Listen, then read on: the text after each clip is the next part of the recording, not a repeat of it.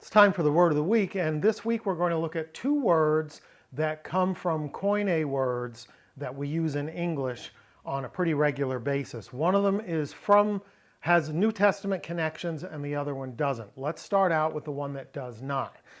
First up, Museion. Museion is a place dedicated to the muses, you know, the inspiring spirits of Greek mythology, and came to be a title used for places or institutions of learning.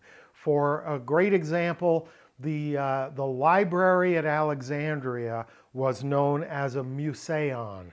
And so when we get to the Renaissance in Europe, the word museion was applied to places that held paintings, pottery, ceramics, sculpture, and it gave birth to our modern word museum. So museion became museum as a place dedicated to the muses, the spirits of creativity that result in art, learning, science, engineering, etc., etc.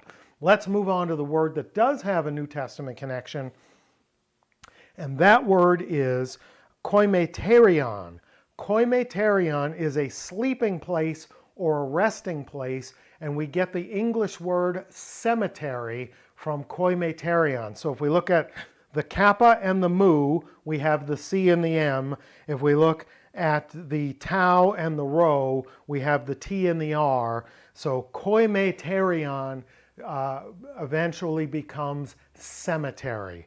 The word cemetery does not appear in the New Testament, but the word koimeterion comes from the verb koimao, which means I put to sleep. So let's take a look at 1 Corinthians 15:6, and we'll get a glimpse at this connection. Then he appeared to more than 500 brothers at one time, most of whom are still alive, though some have fallen asleep. So he contrasts people who are alive with those who have fallen asleep. So metaphorically, Paul is talking about people who are eyewitnesses to the resurrected Jesus who have since died, but he refers to them as having fallen asleep. So look at this little Koine phrase, tines de, but some, ekoimetheson, fell asleep. Literally, aorist, passive, indicative, third person singular, they fell asleep. But some, they fell asleep. So many are still alive, but some fell asleep. Some have died. Where do you put those who have fallen asleep in Christ?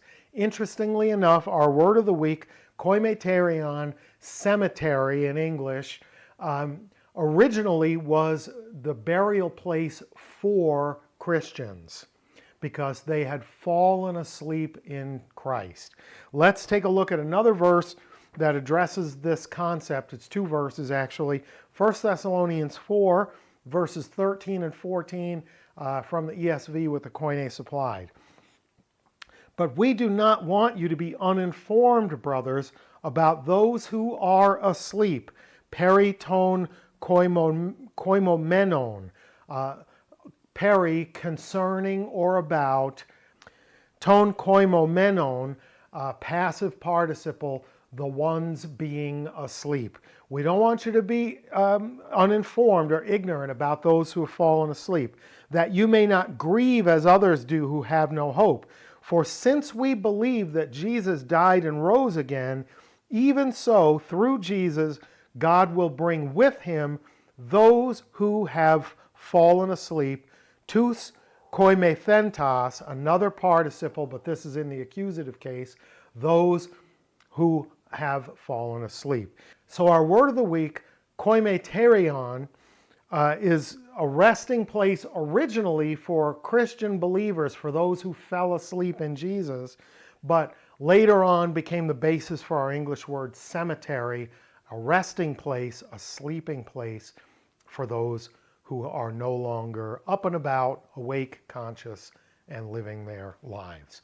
Hope that was interesting for you. If it was, please let me know in the feedback, in the comments. Like, share, subscribe, tell a friend. And until next time, Charis Kai Hmmmm, grace and peace to you.